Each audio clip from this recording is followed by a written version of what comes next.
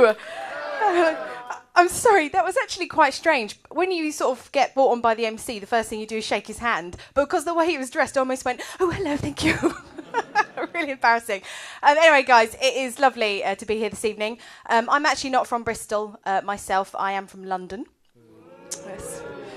Thank you for not booing. Thank you. But what I will be honest about is I am from quite a posh part of London. Yes, I know. It's actually very exclusive. Do we know Croydon? Yes, do you know? Fans of Croydon? Thanks, guys. That's nice and honest. No, it's weird. I usually do get a mixed reaction when I tell a crowd where I'm from. It is like a combination of cheers and groans. But I usually find that depends on people's last experience of being in Croydon, you know, and whether they got laid or stabbed. One of those places. It's a shame, though, because I actually love where I'm from, so I get a little bit upset sometimes. It has a bad reputation.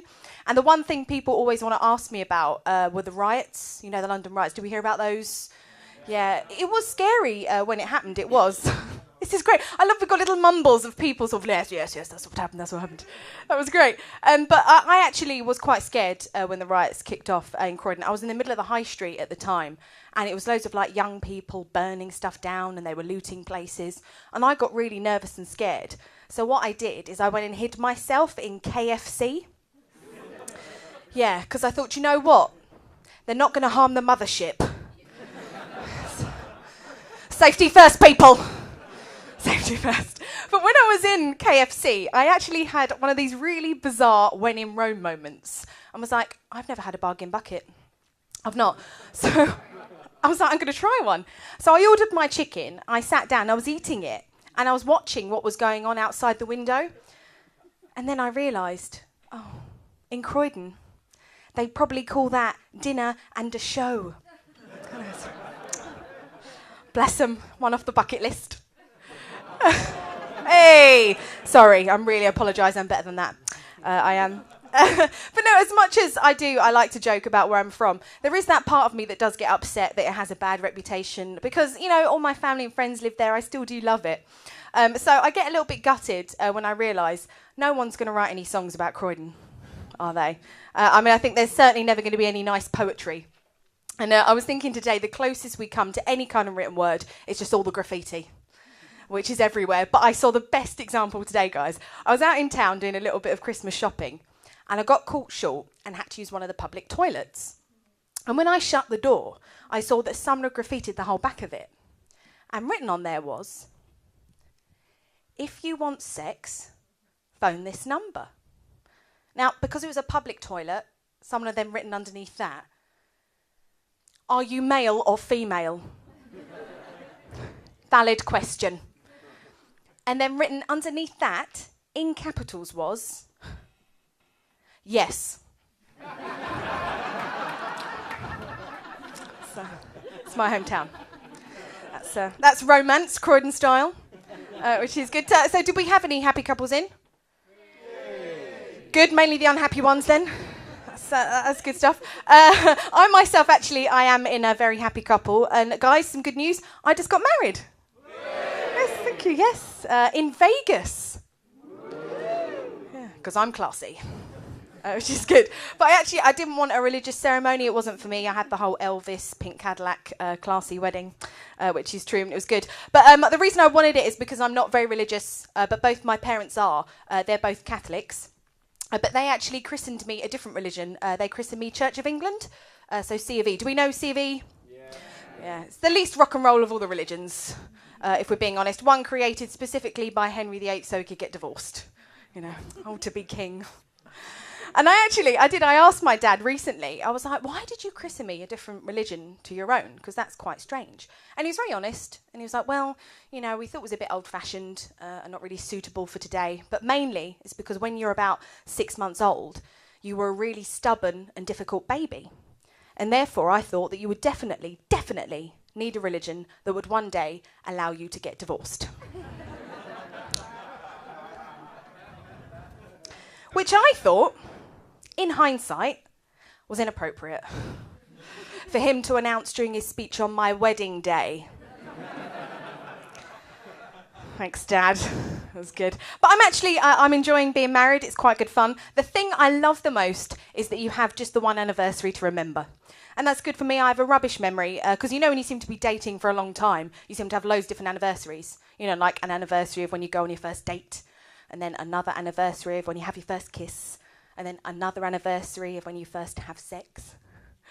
I mean, obviously for me, these were all the same day. So, Croydon girl.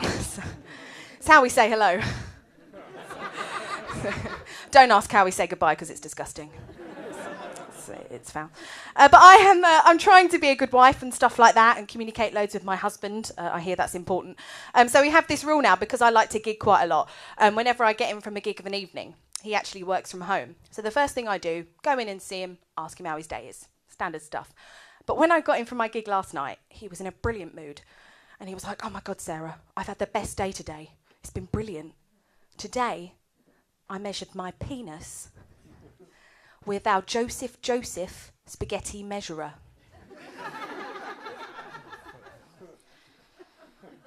I was like, all right, okay.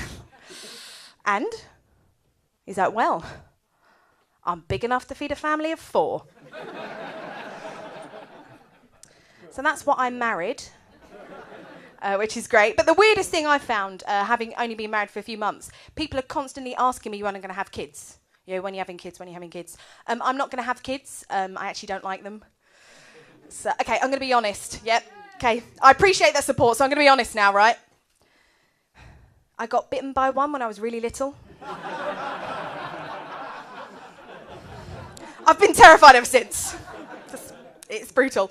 But lucky for me, I've got an older brother and he has procreated. So I have a nephew now, Finley, he's 3. So the pressure's off, which is good.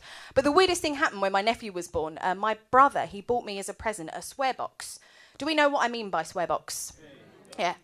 Right, so basically every time you swear you put money in this box. The reason why I ask if people know of it is because I did a gig in Windsor at the beginning of this week. And when I said, "Do we know what a swear box is?" Silence. Yeah, blank faces. A woman came up to me afterwards and said, "Oh, we were all discussing it afterwards, and we thought that a swear box is where the working class sat during Ascot." I know. I was like, come on, what's Ascot?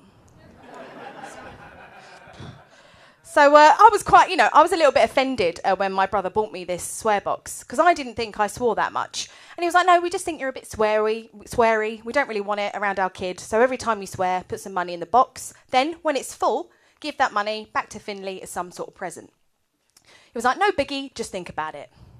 So I thought about it. And I was like, no, I'm not going to do that. Instead, what I thought I would do, every time I swear or I go to swear, I'm going to write that swear word down on a little bit of paper, fold it up, pop it in the box. Yeah. Then, on his 18th birthday, I'm going to present it back to him. Yeah. Here you go, hon. Here's everything you've missed. It's Auntie of the Year written all over it, that one, which is good. I'm going to finish up with this, guys. It was someone's birthday in tonight, wasn't it? Hey, yeah, they just dropped a bottle of beer just to celebrate. Well, I actually have to confess to you, I recently turned 30. Give us a cheer if you're over 30. Yay! Nice. All right, give us a cheer if you're under 30. Yay! Get out. Shocking. Well, I hate to break this to the young ones, right? But as you get older, I've realised the presents that you get for your birthday get worse, right? My mum, for my 30th birthday... It's true. My mum, for my 30th birthday, got me a book. Not normally so bad, because I do love to read, but she genuinely got me the top 5 regrets of the dying. Yeah. So I was like, regret number 1, not putting her in a home. It's all right, guys, there's still time. Guys, you've been a real treat this evening. I've been Sarah Iles. Have a lovely evening. Good night.